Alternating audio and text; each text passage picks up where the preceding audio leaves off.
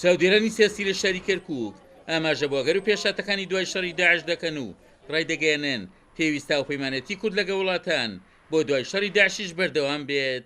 کورد و هێزی پێشمەرگەی کوردستان لە شەڕی داعش تەسحی زۆریانداوە تەسحیەکان گەیشتە ئەوەی تاقە هێزێک کە لە ناوچەکە توانی بێتی ڕوبەڕووی داعش بێتەوە میلەتی کورد بووە چ لە کوردستانی بەشەکەی لای سووریا و چ لە کوردستانی بەشەکەی لای عێراق کورد مقاومەتی زۆری کرد بەڵام بەداخەوە سیاسەتمەدارانی کورد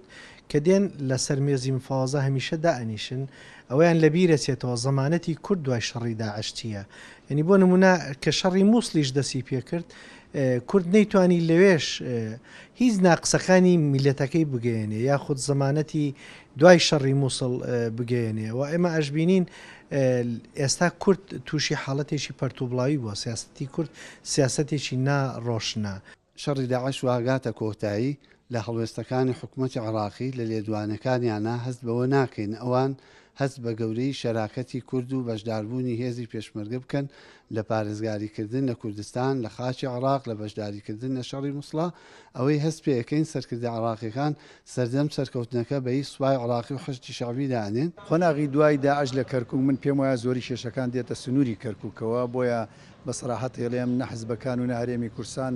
بەرنمەیەکی ڕوونیان نییە لە دوای داعش لە کەرکووک چی بکەن پێم وایە کێشەکانمان لێرە گەورەترێ بێتەوە ئەو کاتە میساوەکو جارانە بێ بکەوینەوەی تر شەڕەکەی ناکەینەوەمانە بۆیە حەقی وایە سەرکردایەتی هەموو حیزبەکان و کوردەکانەوە کوردەوە بزانێت کە کەرکووک لە دوای داعش زۆر خراپترە بێ لە ئێستاکە من پێم وایە ئێستاکە خەتەریات کەم بۆتەوە بەڵام لە نەمانی داعشە خەتەریات زۆرترێ بێتەوە لە کەرکووک لەبەری لە ئەو کاتەیە هەم سنەکان وەکو وڵاتانی خەلیج جوانە پشتگیری سنەکانی ئێراکەن هەم تورکیاش پشتگیری تورکمانەکانەکە ئێمە هێزی پێشمەرگە تا ئێستاکەوەی فێربووینە بە بڕای فەرماندەیەکی مەیدانی پێشمەرگەش ئەرکی ناوەندە سیاسی و سەربازیەکانە لە کوردستان پەرەبا و پەیمانەتی کورد و کۆمەڵگەی نێودەوڵەتی بدەن. بەدڵنیایەوە شەڕی داعش ڕوو لە تەواو بوونە حیزبە سیاسی کوردەکان و هێزی پێشمەرگەی کوردستان ئەبێ پێشبینیان هەبێ بۆ قۆناغی دوای شەڕی داعش چەند سیناریۆ باس ئەکرێ هاتنی حەشدی شعبی و هاتنی جێشی عێراقی و بەتابەتی ئێمە چەند شوێنێکمانەیە ناوچە جەناکۆچیان تا ئێستاکە ساغ نەکراوەتەوە منۆ خۆم پێم وایە قۆناغی دوای شەڕی داعش قۆناغێکی ئیسراحەت نابێت بۆ پێشمەرگە و بۆ کورد. بە پێڵ سەنگانی شارەزایانی بواری سەربازی قۆناغی دوای داعش تەوازنی هێز لە عێراق و ناوچەکە ڕوبەڕووی گۆڕانکاری دەبێتەوە و بۆ پاراستنی و ناوچانی کە پێشمەرگە